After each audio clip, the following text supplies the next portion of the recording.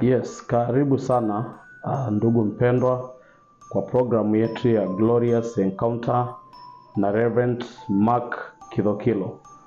Leo tunaingia awamu ya 3 ama series number 3 ya mazungumzo na reflection ya neno la Mungu kuhusu malango ya kiroho. Katika series ya pili tuliangalia kuhusu aina za malango, viwango vya malango ya kiroho. Na leo tunapenda kuangalia na kuongea kuhusu aina ya malango ya kiroho, hasa types of spiritual gates ambazo zimetajwa katika Biblia, ili zitusaidie kupata ufahamu wa ndani kuhusu malango ya kiroho na tujue vile tunavyoweza kuyashughulikia katika maisha yetu. Napenda tuanze kwa kusoma Zaburi mlango wa 118 mstari ule wa 19 na wa 20. Na Biblia inasema, nifungulieni malango ya haki, nitaingia na kumshukuru Bwana. Katika Zaburi hii tunaona aina moja ya malango ya kiroho ambayo imetajwa ni malango ya haki, the gates of righteousness.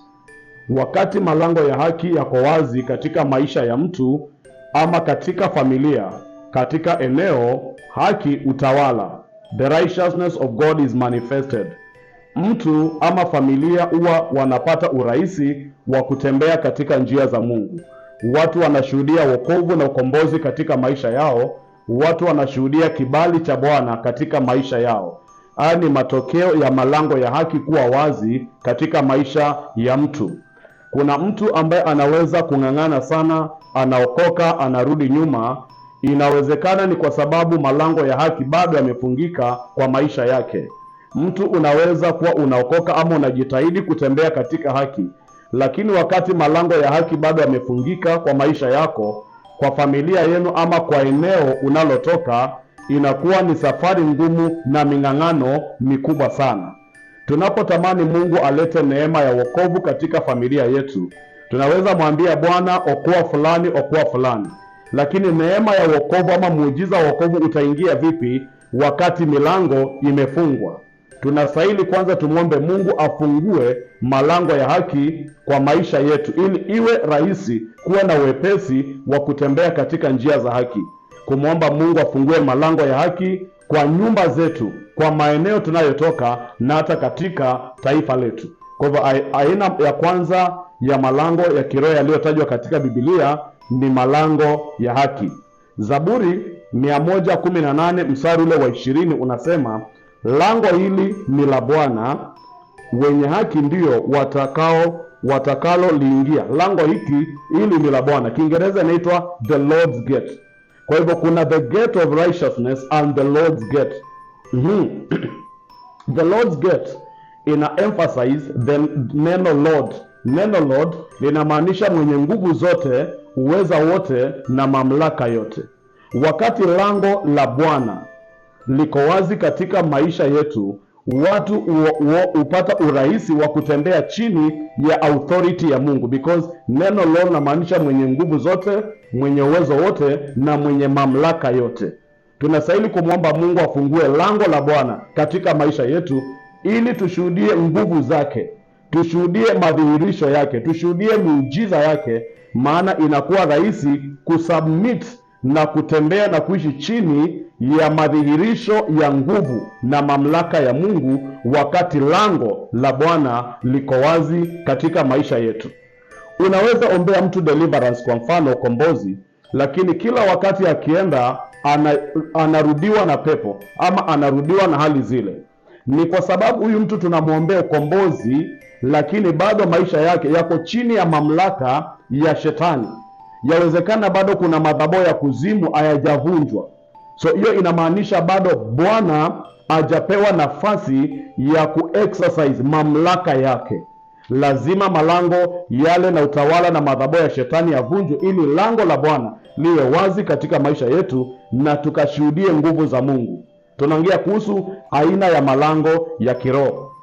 Unaposoma katika Wakorintho wa kwanza mlango wa 16 mstari ule wa 9, mada ya malango ya kiroho imeongelewa pia katika Agano Jipya. Wakorintho wa kwanza 16 mstari wa 9 unasema hivi. Mtume Paulo anasema, kwa maana nimefunguliwa mlango mkubwa wa kufana sana, na wako wengi wanipingao. So malango ya kiroho pia yanaashiria opportunity.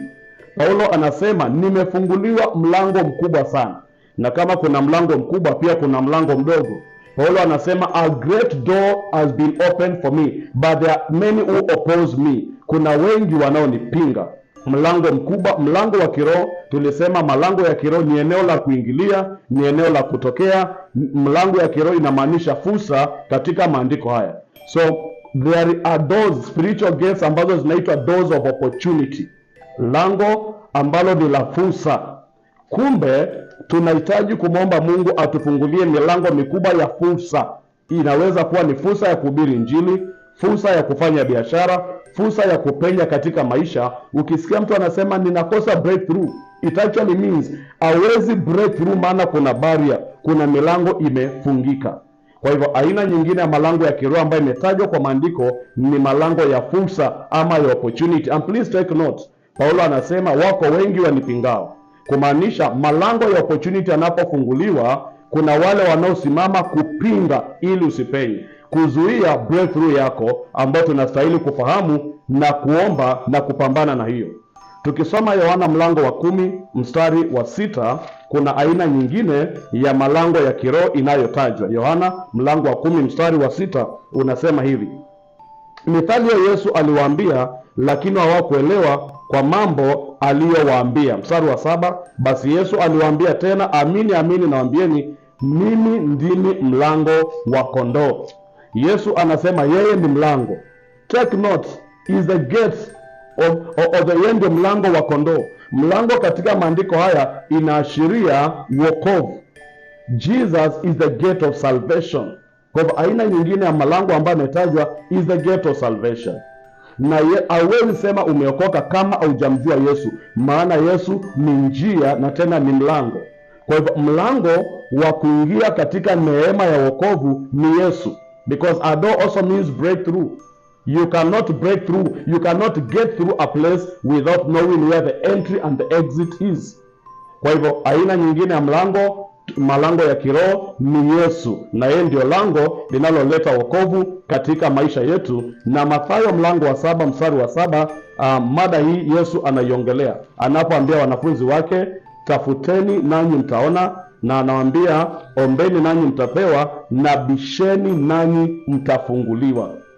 Anaposema tubishe nasi tutafunguliwa, ni wapi watu hubisha? Mara nyingi huendagi mahali ukabisha kwenye dirisha, huwa tunabisha kwenye mlango. Kwa hivyo Yesu anaposema bisheni nanyi mtafunguliwa, anamaanisha kuna malango ya fursa katika maisha yetu, kuna malango ya haki katika maisha yetu, kuna malango ya Bwana katika maisha yetu, kuna malango ya wokovu tunaostahili kujukumika kubisha, naye anaahidi kwamba tunapobisha atatufungulia milango hiyo.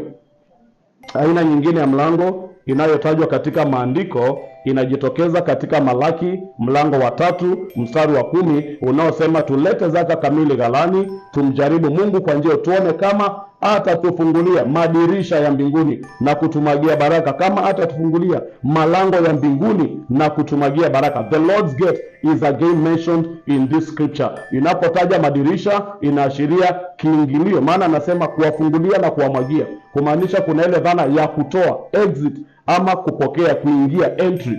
Kwa hivyo Mungu anaweza tufungulia malango ya mbinguni na kumwaga baraka katika maisha yetu.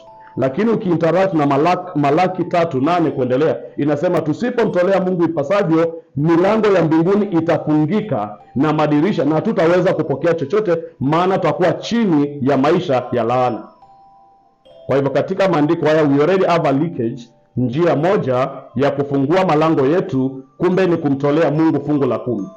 Hivi ndio Malaki inaleta hiyo picha. Japo tunapoendelea katika series, katika awamu nyingine tutaongea kuhusu kufungua na kufunga malango ya maisha yetu, lakini Malaki 3:10 tayari imepatia picha kimbele kwamba kumtolea Mungu fungu la 10 ama zaka kamili kunachochea mbingu, kunachochea milango ya maisha yetu kufunguliwa na kushuhudia baraka katika maisha yetu. Zaburi 78:23.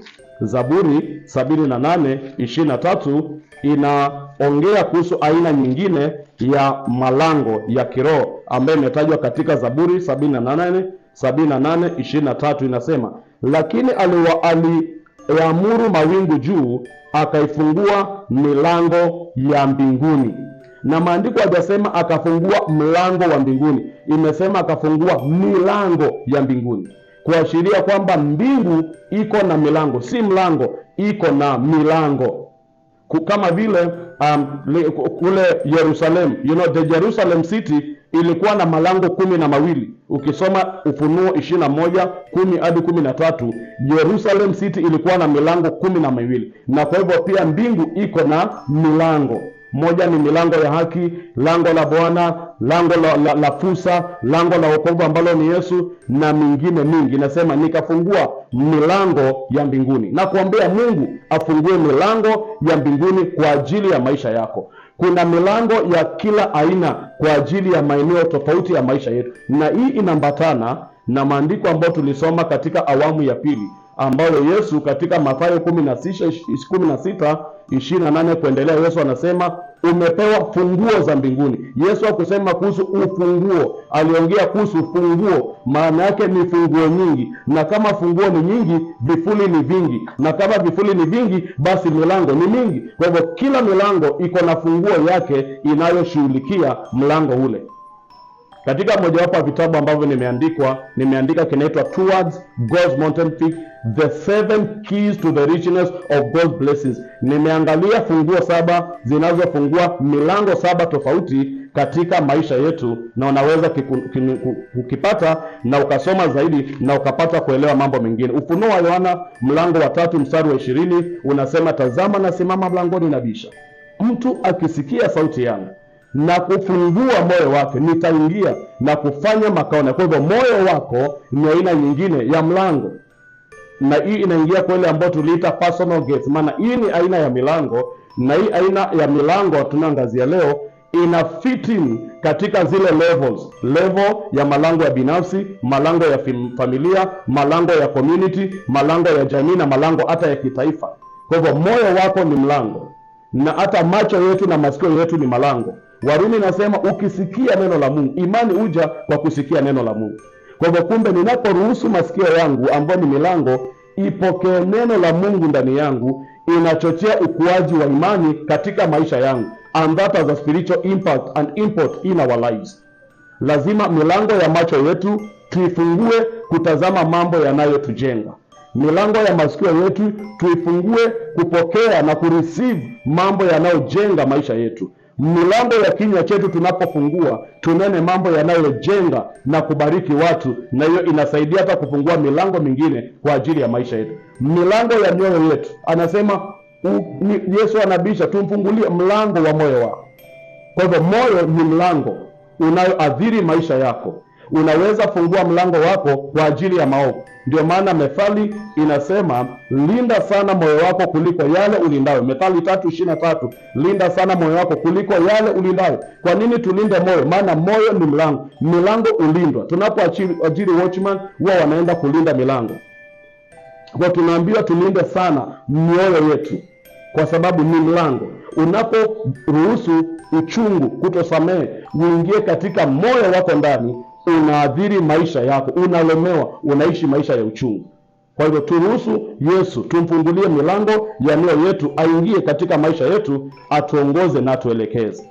Ndugu mpendwa, hizi aina ya milango ambayo tumetaja zote ni milango ya mema. Milango yote inaweza kuwa classified into 2 main types of spiritual gates. Moja, malango yanayoleta mema na malango ya maovu. Malango ya mema na malango ya maovu. Na malango ya mema nyuma yake kuna Mungu.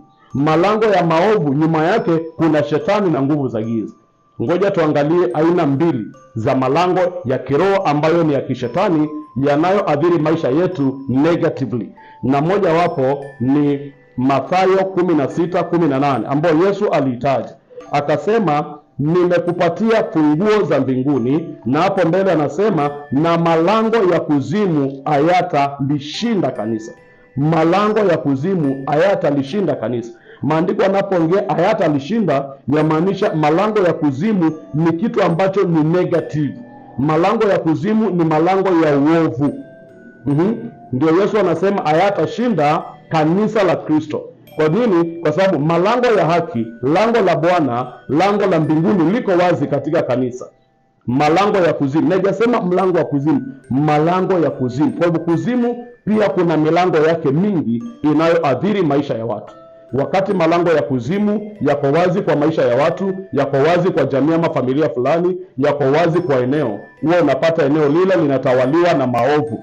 Anakuwa ni mtu ama familia ama eneo ambalo limetawaliwa na ushirikina, limetawaliwa na ulevi, eneo limetawaliwa na uwizi, limetawaliwa na madawa ya kulevya, uasherati, uzinzi. Kuna maeneo hata katika taifa letu la Kenya unaenda na unapata hilo eneo, it's like that area was demonically consecrated. Ni kama liliwekwa wakfu kwa ajili ya maovu kutawala katika eneo lile. Unapata uasherati umejaa, ulevi umejaa, na kila uwizi. Ukipita pale usiku hata unakuwa kidnapped, maana ni eneo ambalo malango ya kuzimu yanatawala katika eneo hilo.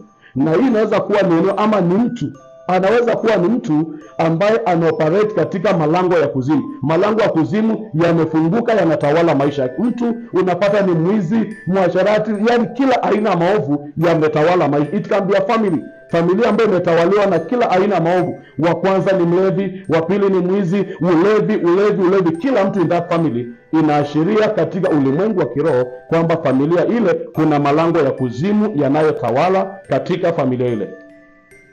Lakini swala hili la malango ya kuzimu ambayo Yesu alitaja katika Agano la Kale pia limetajwa sana katika Ayubu 38:17. Tunapomalizia Ayubu 38:17 ili tuelewe kwa undani aina mbili ya malango ya kiroho ambayo ni ya kishetani yanayoathiri maisha yetu negatively na kuleta maovu. Ayubu 38:17 inasema hivi. Marafiki wa Ayubu wanamuuliza Ayubu, je, umefunuliwa malango ya mauti au umeyaona malango ya kuzimu? Wakati Ayubu alikuwa anapitia changamoto nyingi, Ayubu ametatizika katika afya yake. Ayubu afya yake imedhoofika, watoto wake wamefariki, mifugo yake na mali yake yote imeisha, imeteketea, imepotelea mbali kama vile tunavyojua. Marafiki wa Ayubu wanamuuliza Ayubu, kwani Ayubu malango ya kuzimu yamefunguliwa kwa maisha yako, na kwani malango ya mauti yako wazi kwa maisha yako? Kwa nini wanaongea kuhusu malango ya mauti? Ni kwa sababu wakati malango ya mauti, na hii ni aina nyingine ya malango ya kiroho ambayo yanaathiri maisha yetu vibaya. Wakati malango ya mauti yako wazi kwa maisha ya mtu, kwa familia, kwa eneo, huwa kunakuwa na vifo visivyo vya kawaida. Kuna kuwaga na lot of premature death. Kwa hivyo ndio maana marafiki wa Ayubu wanapoangalia vile vifo vimezingira watoto wake vile walivyokufa, si vifo vya kawaida, na vile mali yake imetoweka, wanamwambia hapa, kwani inawezekana malango ya mauti yako wazi. Kwa hivyo ndugu mpendwa, unapopata maisha yako, familia yenu ama eneo fulani lina vifo ambavyo si vya kawaida, premature death, na tena vinafatana. Kuna familia ambazo kila mwaka wanazika, kila mwaka wakati ule wanazika, inawezekana malango ya mauti yako wazi kwa maisha ya mtu, kwa hiyo familia ama kwa hilo eneo. Na tena marafiki wa Ayubu wanaleta tena swala la malango ya kuzimu ambalo pia Yesu aliongelelea. Kwa tunapomaliza, ni muhimu kuelewa kwamba kuna milango katika maisha inayostahili kuwa wazi na kuna milango inayostahili kufungwa. Malango ya kuzimu na malango ya mauti yanastahili kufungwa, maana haya ni malango yanayoleta maovu, yanayoleta mauti, yanayoleta magonjwa, yanayoleta laana, yanayoleta madhihirisho ya uovu na uozo na mambo mabaya katika maisha yetu. Kwa hivyo haya ni malango ambayo tunastahili kuyashughulikia kwa kuyafunga. Lakini kuna milango inayostahili kuwa wazi: lango la haki, lango la Bwana, lango la mbinguni. Lango Yesu ambao ni mlango awe wazi kwa maisha yetu. Milango ya mioyo yetu inastahili kuwa wazi kwa ajili ya mema na si kwa mabaya. Naomba Mungu atusaidie tujenge ufahamu wa swala la malango ya kiroho zaidi na zaidi. Kwa haya ni mambo ya kiroho, lakini yanaathiri maisha yetu hata katika physical, katika ulimwengu wa kawaida. Mungu akuneneshe ndugu mpendwa, malango yote ya mauti na malango ya kuzimu yafungike katika maisha yako, yafungike kwa familia na kwa eneo lako katika jina la Yesu. Na natangaza kwa mamlaka ya jina la Yesu, lango la haki, lango la uzima, lango la Bwana, milango inayonena mema iwe wazi kwa ajili yako. Malango ya fursa ya kufungukie na ukashuhudie kuwa Mungu. Malango yanayoleta kunyanyaswa, kuonewa, misiba, magonjwa, maradhi ifungike kwa jina la Yesu. Mungu akubariki na kutende mema na afungue milango ya mema maishani mwako kwa jina la Yesu. Mungu akubariki sana. Karibu sana kwa awamu inayofuata, tuendelee kujifundisha zaidi kuhusu malango ya kiroho. Amen. Amen.